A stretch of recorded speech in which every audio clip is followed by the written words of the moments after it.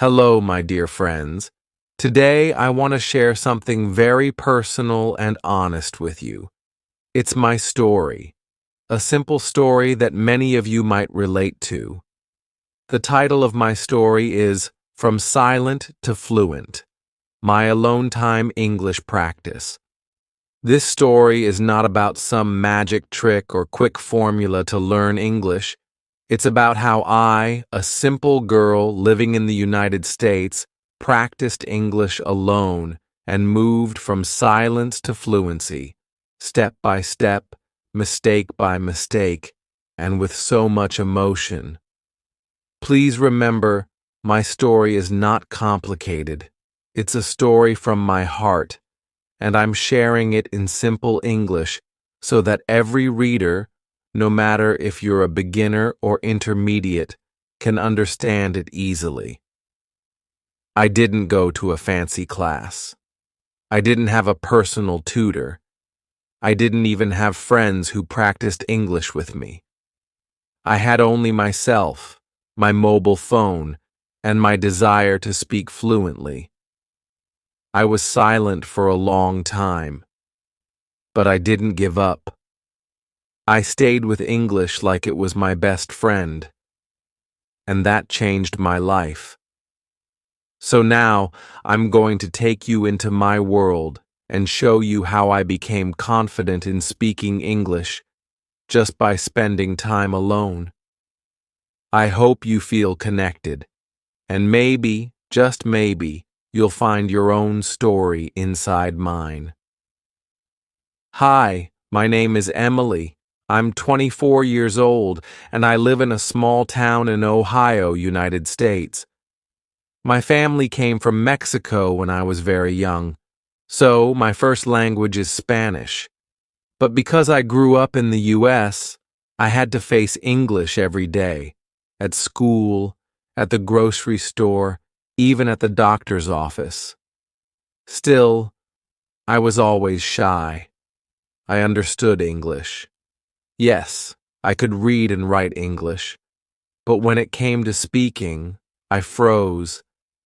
Every time I opened my mouth to talk, my heart beat fast, my tongue got confused, and my voice became very small.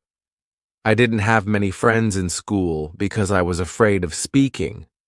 I remember once my teacher asked me, "Emily, can you read this paragraph out loud?" And I just stared at the paper. My hands were shaking. My lips were dry. I felt like crying. After that, I promised myself, "Emily, one day you will speak English clearly and confidently. One day." But life got busy.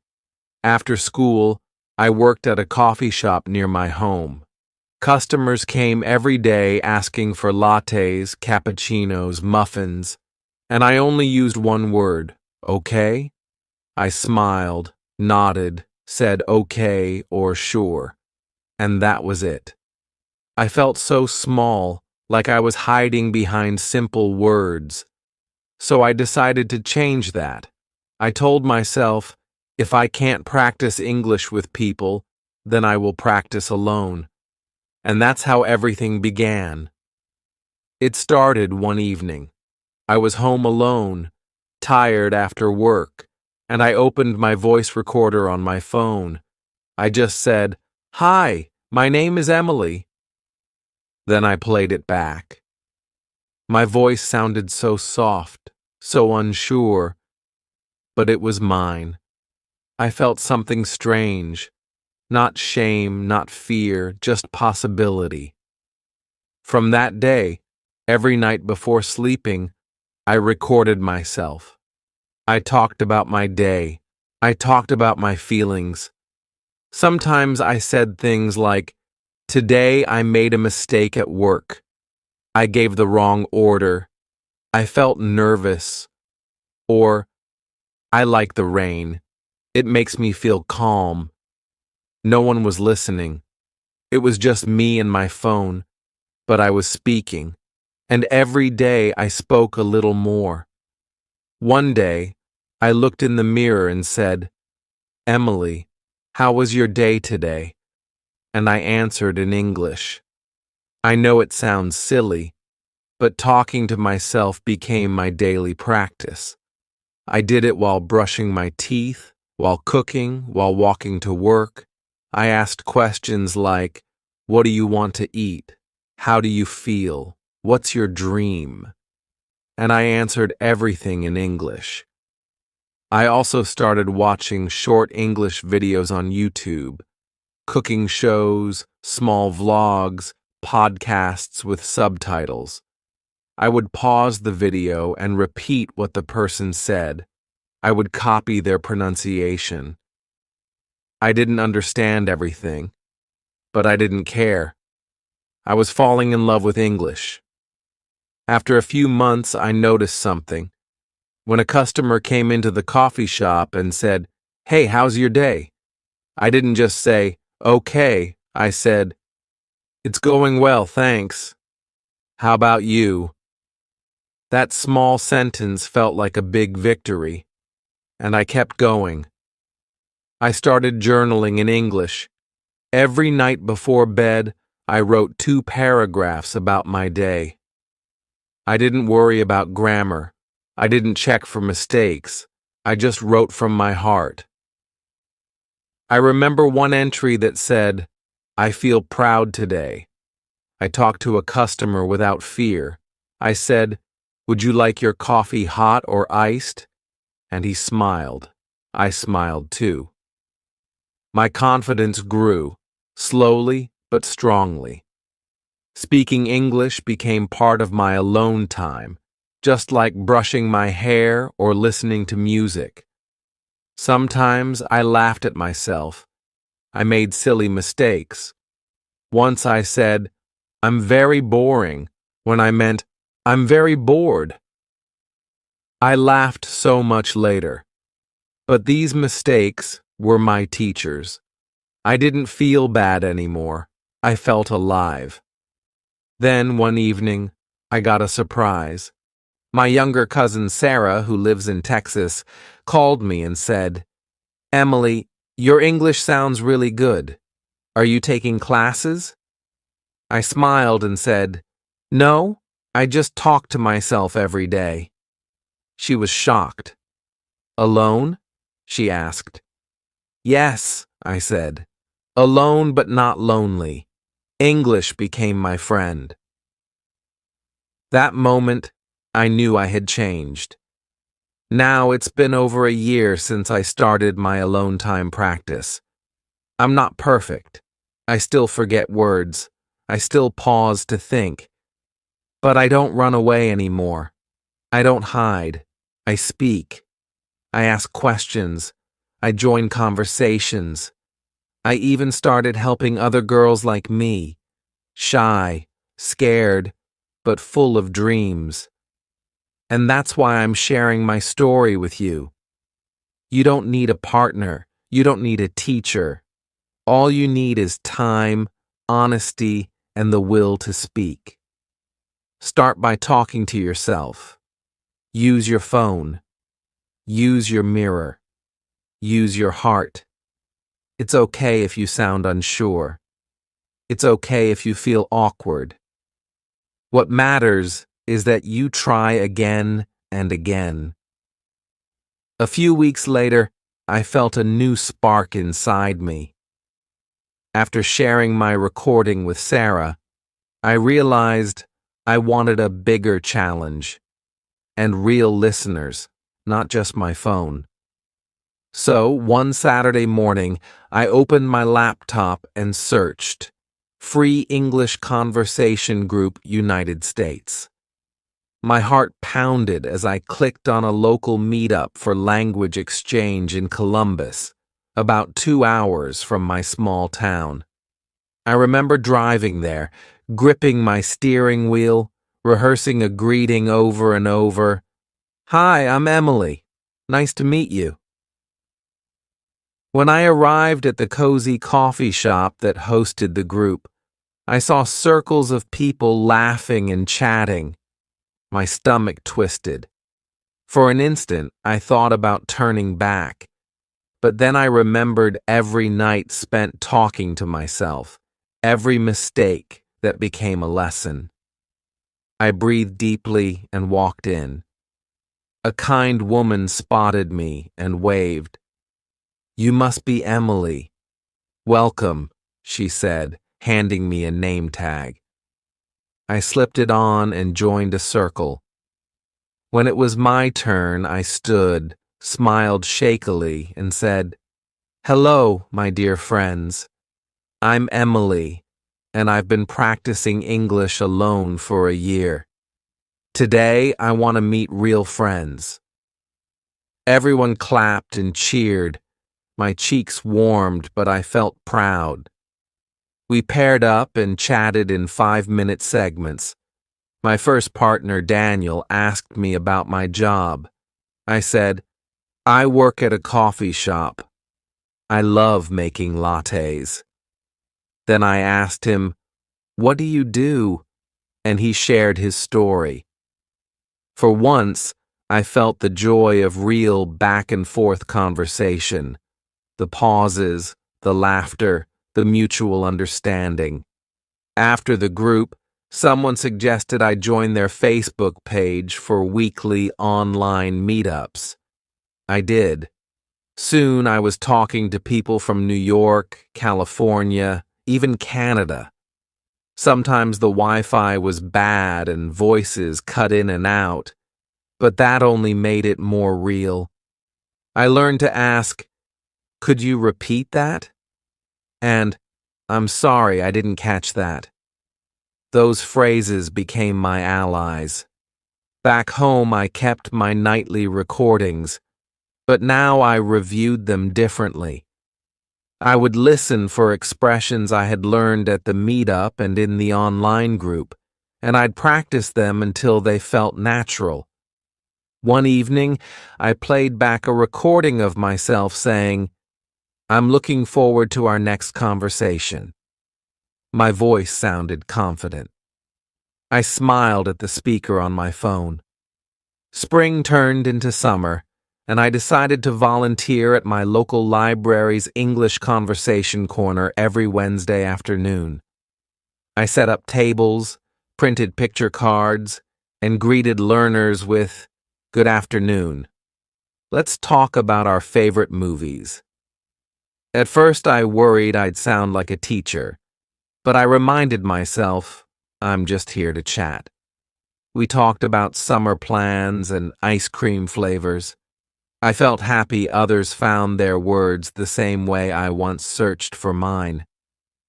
One sunny July day, the library director asked if I'd like to lead a small workshop on solo speaking practice. My pulse raced, but I agreed. I titled it, "Talk to Yourself: Simple Steps to Fluency." I shared my story, how a recorder app and a mirror became my practice partners. I demonstrated the journaling technique and led the group in a short self-recording exercise. Afterwards, several attendees thanked me and said they felt hopeful. That evening, driving home under a pink sky, I realized how far I'd come. From silence behind the coffee counter to standing in front of an audience, guiding them. My alone time practice had become an invitation for others to find their voice. Fall arrived, and with it came a chance to travel. I booked a weekend in New York City, partly for fun, partly to test my English in a bustling environment. As soon as I stepped out of Penn Station, I said to myself, "Okay, Emily, let's speak." I asked directions to the nearest museum, ordered a hot dog from a street vendor, and even struck up a conversation with another solo traveler on the subway. Each exchange felt like a small celebration. On my last night in the city, I sat in a cafe near Times Square and recorded a final message on my phone. "This is Emily, speaking from New York City. I came here alone. Over the next months, I found new ways to weave English practice into every corner of my life. I started a small blog, just a simple website where I wrote weekly posts about the books I was reading, the recipes I was trying, and the little victories I celebrated. I called it Emily's English Corner.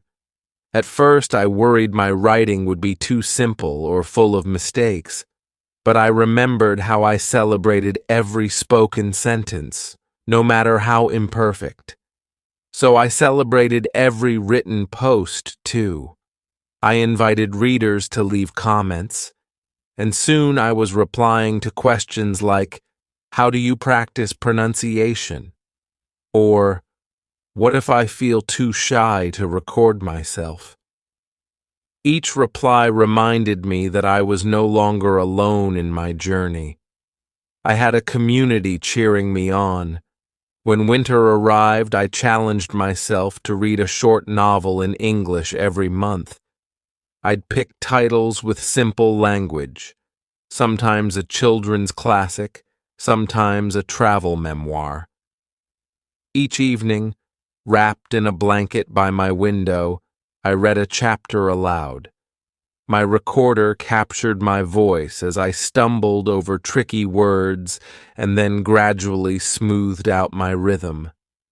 By the time I finished each book, I could feel the story in my mouth.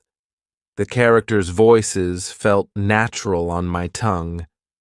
Then came spring again, and with it a special invitation. The library director, remembering my workshop, asked if I'd host a solo speaking marathon, a 4-hour event where learners could rotate through stations, mirror practice, voice recorder challenges, and live mini conversations. I said yes, though my heart fluttered like the first day I walked into that coffee shop meetup.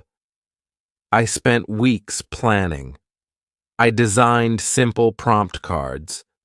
Describe your dream home, tell a funny childhood memory, and created a gentle playlist of instrumental music to play softly in the background. On the day of the event, 30 learners arrived, some beginners who barely whispered, some advanced speakers who wanted extra confidence. I guided them from station to station, demonstrating silently at the mirror, then speaking boldly into the recorder, then greeting a fellow learner with a clear, "Hello, I'm Crow. Nice to meet you." By the afternoon, shy smiles had blossomed into bright conversations. When the marathon ended, I heard whispers of gratitude. I never thought I'd be able to talk for 5 minutes straight. This was so fun. I feel ready to speak to anyone now. My chest swelled with pride. Not for myself this time, but for every person who dared to try. At last, one evening, I received a surprise email. A nearby university's adult education center invited me to co-facilitate a monthly online session on building speaking confidence. They had seen my blog and heard about the marathon. I paused for a moment, looked at my reflection in the dark window, and realized I was ready. I replied, "Yes, I'd love to." And in the weeks that followed, I led virtual meetings with learners from across the country, guiding them through gentle self-talk exercises, sharing tips on journaling, and reminding them every time that progress comes one word at a time. Now, as I speak to you tonight, I sit at my desk in Ohio, looking at a world that once felt too big to speak into. My voice recorder still rests beside my laptop. My mirror still hangs on the wall, but they are no longer tools to fix something broken. They are reminders of how far I've come. A few months after joining the university's program, I woke one Sunday morning with a new idea fluttering in my mind. I realized that while my blog and workshops reached learners all over the country, I still hadn't tried one thing I'd admired in others: a podcast. I imagined a series where I could speak freely about my journey, invite guests who'd practiced alone like me, and share simple exercises listeners could follow at home. That same afternoon, I set up a basic recording space in my room, a small desk by the window, my phone propped on a stack of books, and a cozy blanket thrown over my chair so I'd feel comfortable talking. I pressed record and whispered, "Hello, my dear friends. Welcome to Emily's Speaking Corner." And just like that, episode 1 was born. Recording felt different from writing. In writing, I had time to edit. In workshops, I had the energy of real faces in front of me. But in that quiet room, it was just my voice and my thoughts. I started by sharing one simple tip: how to pick 5 new words each week and use them in solo sentences. Then I told the story of the first time I asked for directions alone in New York City. My voice trembled a little on playback, but I pressed on. By the 3rd episode, I noticed I was speaking more fluidly, pausing less often. Listeners began to write in, sharing their own small victories, like ordering a full meal in a restaurant or reading a bedtime story to their younger siblings in English.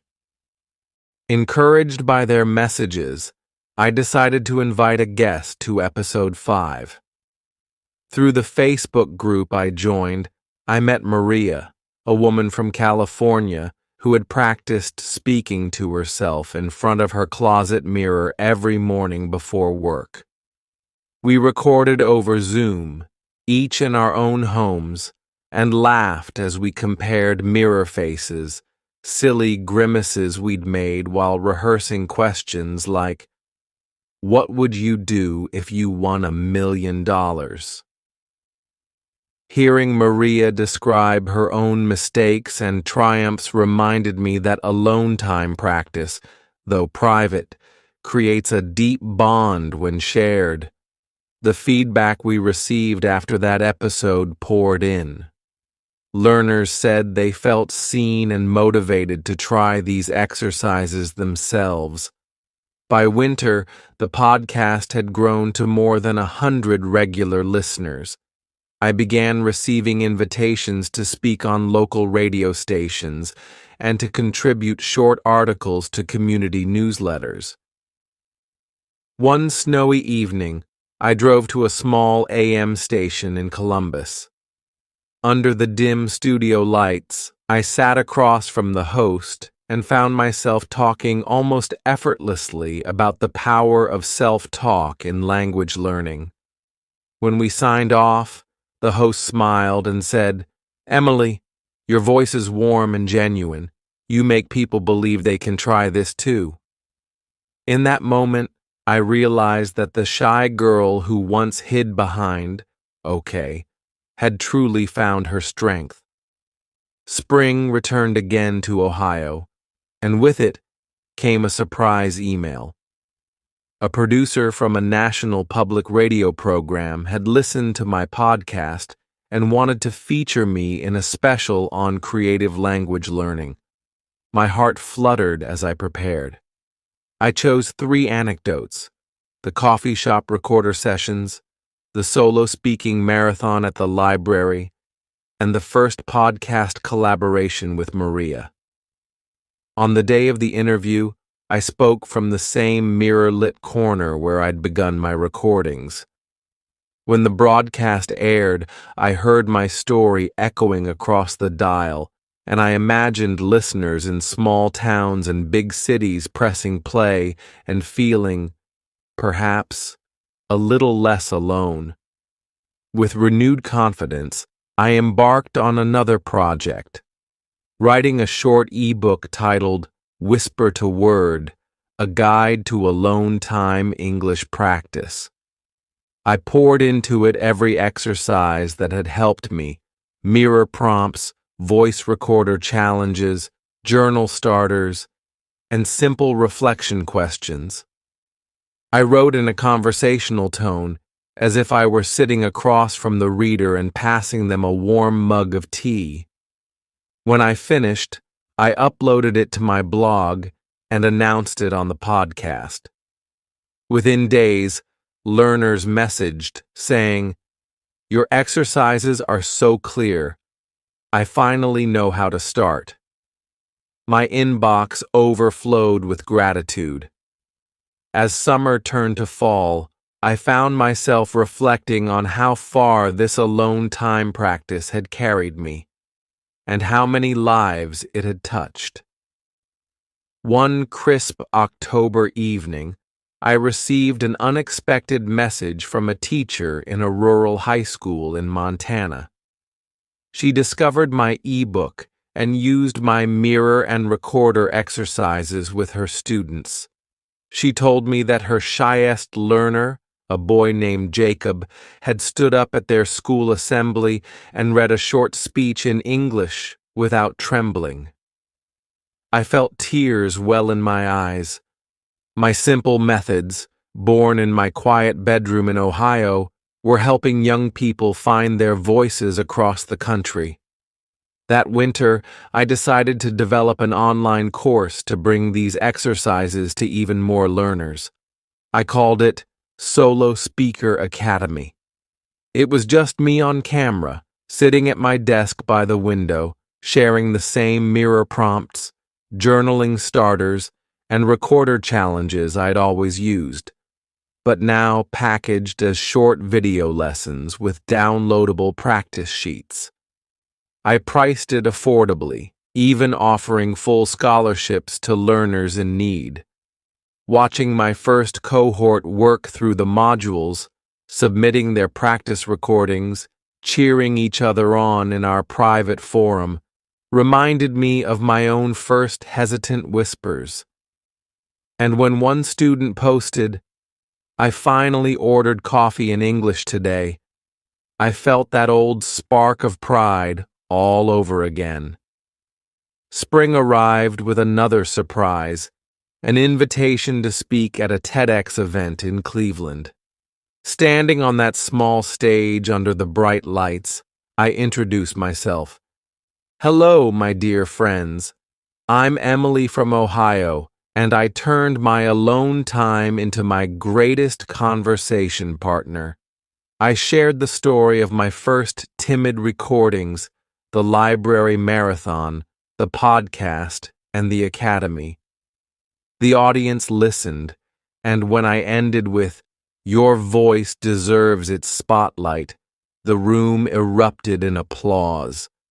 On the drive home, I smiled, thinking how surreal it was that a girl who once dreaded speaking could now inspire hundreds in a single talk. Over the next year, Solo Speaker Academy grew into a vibrant community of learners from more than 20 countries. I began co-hosting live mirror chats once a month, where participants joined via video to practice self-talk in real time, encouraged by my gentle guidance and the camaraderie of fellow soloreneurs in language learning. We celebrated every milestone: a first complete sentence, a 5-minute monologue, the courage to record without stopping. And through it all, I kept recording myself, still journaling, still reflecting, because practice, I realized, is both a discipline and a gift. Now, sitting at my desk under the warm glow of my reading lamp, I look at all I've built: the blog, the podcast, the ebook, the course, the community. Each started as a whisper in my quiet room. Each grew because I dared to speak alone, believe in my own voice, and share my journey with others. My mirror still hangs on the wall. My recorder still rests by my laptop. And every time I practice, I feel that same gentle excitement. What new word will I discover today?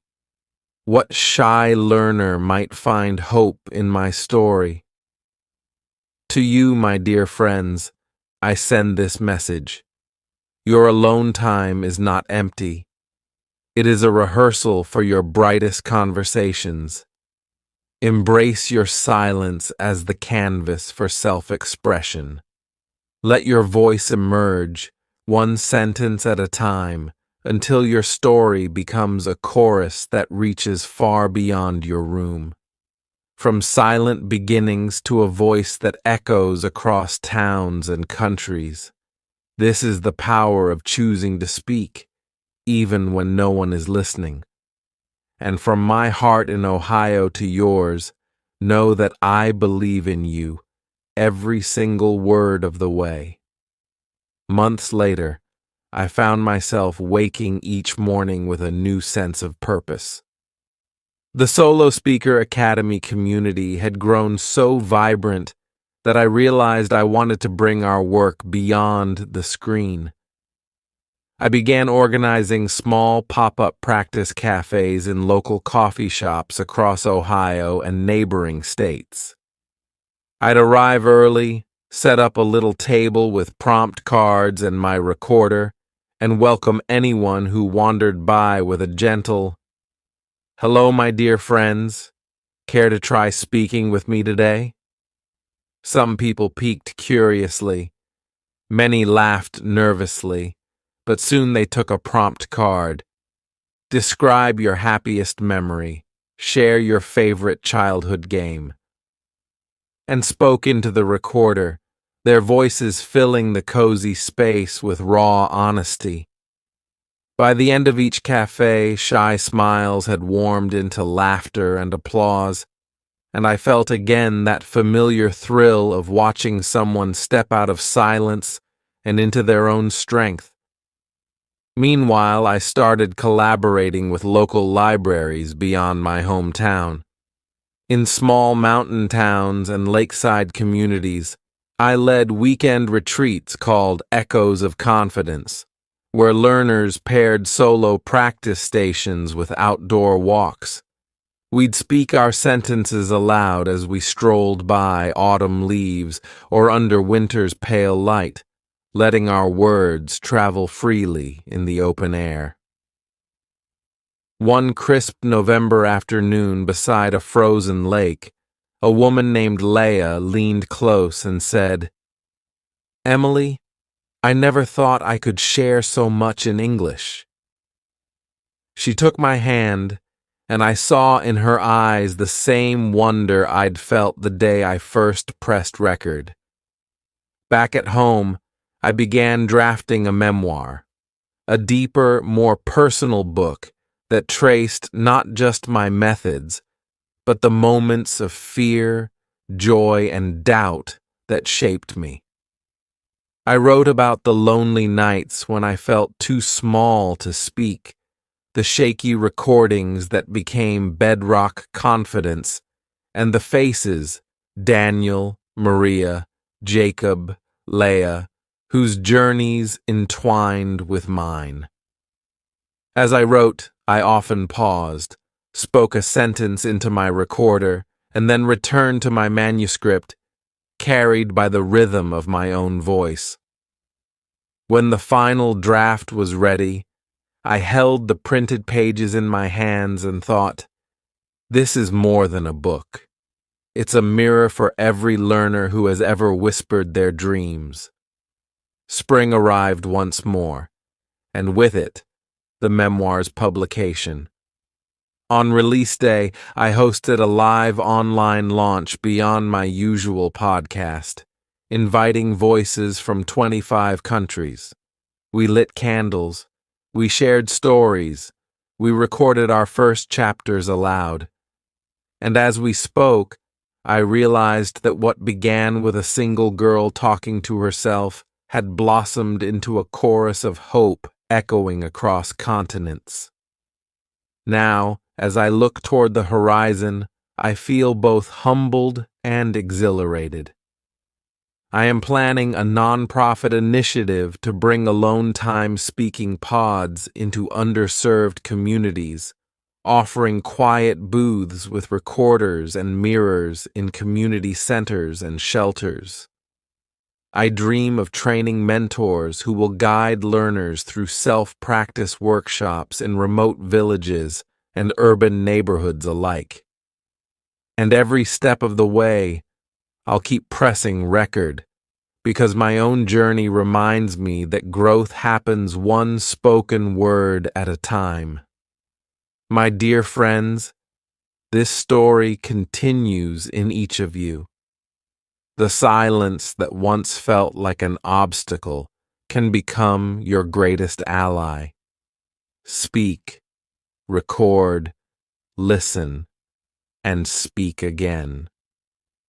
Record, listen, and speak again. Let your alone time practice shine as the spark that lights conversations in coffee shops, retreats by lakes, and stages under bright lights. From that first timid whisper to a chorus of confident voices, our journey reminds us that every word we dare to speak ripples far beyond our own rooms, into the hearts of friends, strangers, and fellow learners around the world. Below are several detailed tips and tricks to help you move from silent to fluent in your alone time English practice. Each one includes step-by-step guidance and examples so you can start applying them right away. 1. Record and review your voice. How to do it? Use your phone or computer's voice recorder app. Choose a simple prompt, e.g., describe your day. Talk about your favorite movie. Speak for 1 to 2 minutes without stopping. Even if you hesitate or make mistakes, listen back immediately. Note moments where you stumbled or mispronounced words. Re-record the same prompt, aiming to smooth out those spots. Why it works. You build awareness of your pronunciation and pacing. Hearing yourself objectively helps you target specific weaknesses. 2. Mirror practice for pronunciation and expression. How to do it? Stand facing a mirror with good lighting. Pick a short sentence or phrase from a book, podcast, or one you've written. Speak it aloud while watching your mouth, lips, and jaw movements. Notice whether your facial expressions match the emotion of the sentence. Repeat, gradually increasing sentence length or emotional intensity. Why it works. Visual feedback helps you develop more natural mouth positions for sounds. It builds confidence by letting you rehearse your next conversation in private. 3. Shadow native speakers. How to do it. Choose short audio clips, 30 to 60 seconds, of native speaker dialogue, news bites, interviews, or vlogs. Play the clip and try to speak in real time, matching the speaker's rhythm and intonation. Pause if you get lost. Replay a phrase, then resume shadowing. Record yourself shadowing and compare with the original. Why it works. You internalize natural stress patterns, linking word sounds and melody. It sharpens listening skills and reduces the translation lag in your mind. 4. Build a personal vocabulary journal. How to do it. Carry a small notebook or use a notes app. Whenever you encounter a new word or phrase, write it down. With definition in your own words, part of speech, noun, verb, etc., an example sentence of your own creation. At the end of each week, pick 5 to 10 entries to practice in spoken sentences. Record yourself using each in context. Why it works. Actively using new words cements them in your memory far better than passive reading. You learn words in your voice, making them easier to retrieve in real conversation. 5. Read aloud and dramatize. How to do it? Select a short article, poem, or dialogue. Read it aloud, first neutrally, then with emotion, happy, sad, curious. Try different voices for different characters or tones. Record these readings to track improvements in fluency and expression. Why it works. Reading aloud links recognition with production, improving both speaking and comprehension. Adding drama makes the practice memorable and fun. 6. Solo role-playing scenarios. How to do it. Imagine everyday situations. Ordering coffee, making a doctor's appointment, small talk at a party. Write a simple script or bullet list of the key lines you'll need. Act out both sides of the conversation, switching voices or physical positions to keep it dynamic. Focus on key phrases like, could I have, would you mind, I'd like to ask about. Why it works.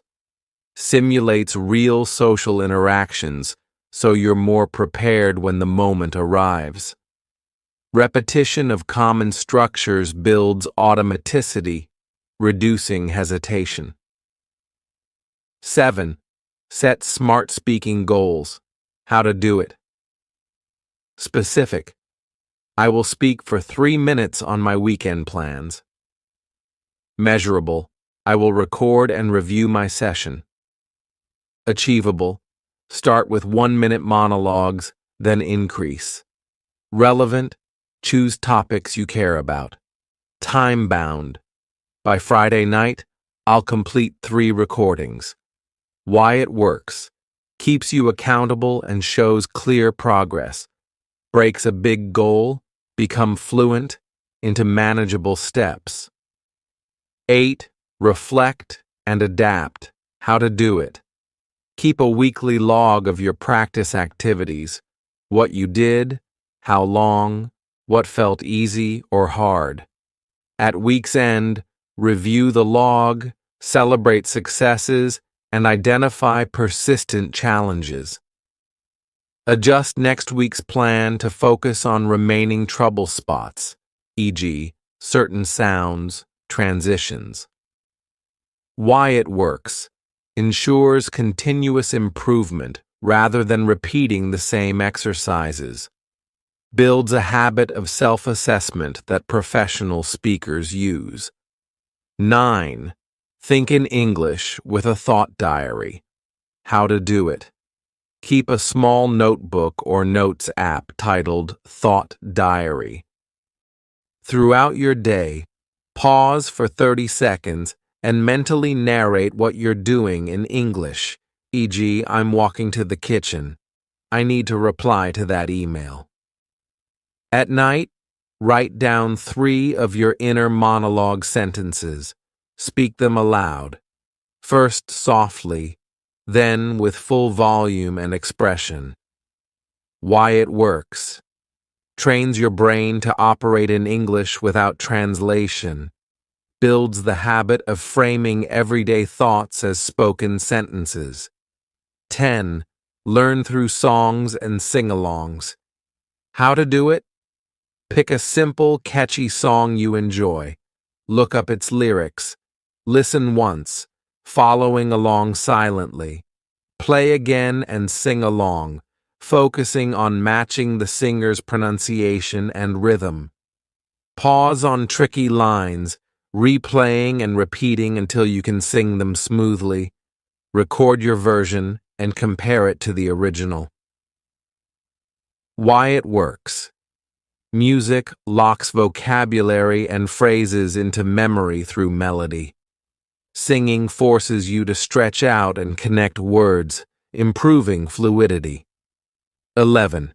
Create video diaries for body language. How to do it? Use your phone or webcam to record a 1 to 2 minute video diary each week. Speak on any topic, your day, a recent news story, a hobby. After recording, watch your video and note. Do your facial expressions match your words? How is your posture, eye contact, hand gestures? Re-record with improved gestures and expressions. Why it works.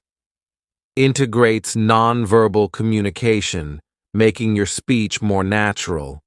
Builds confidence seeing yourself succeed on camera. 13. Teach or explain to an imaginary friend. How to do it. Choose a simple topic you know well, e.g., how to make coffee, your hometown. Stand or sit as if talking to someone. Explain the topic step by step in English, imagining questions they might ask. Pause and answer those questions as fully as you can. Record or mirror practice your lesson. Why it works. Teaching forces you to organize thoughts logically and use clear language. Anticipating questions expands your ability to handle unpredictable conversation. 13. Use flashcards with speech prompts. How to do it. On one side of each flashcard, write a new word or phrase. On the back, a simple definition. Shuffle and draw a card. Read the word silently, then cover it. Speak its definition out loud in a full sentence, e.g., resilient means able to recover quickly from difficulties. Flip the card to check your accuracy. Keep only the cards you stumbled on for extra review. Why it works. Combines active recall with spoken production, cementing both vocabulary and sentence structure. The quick-fire nature keeps practice dynamic and engaging. 14th.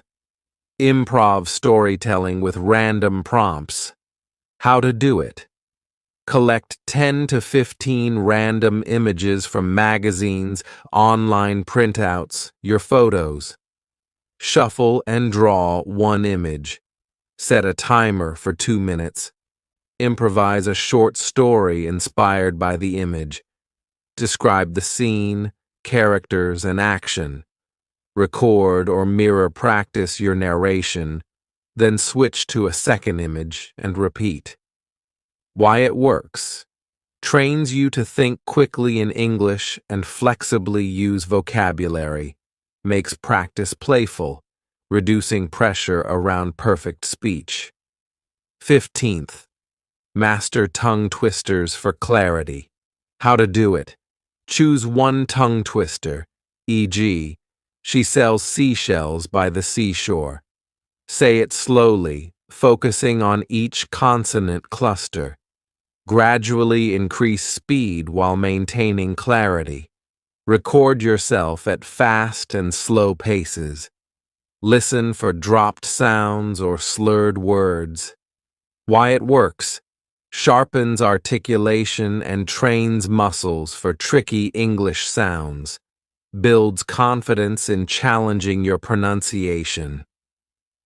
16th. Practice with AI conversation partners. How to do it. Use a chatbot or voice-enabled language app. Initiate a free-form conversation. Ask questions. Tell stories. Respond to prompts. Push beyond yes or no answers. Use follow-up questions like, why do you think that? Or, can you explain more?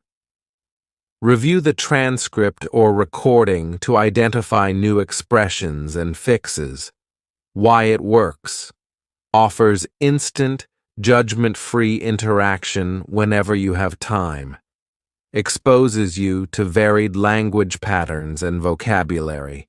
By weaving these additional strategies into your daily life through music, teaching, improv, and even technology, you'll continue to transform alone time into your personal speaking laboratory. Pick one or two new methods each week and watch how your confidence and fluency flourish together. Happy practicing,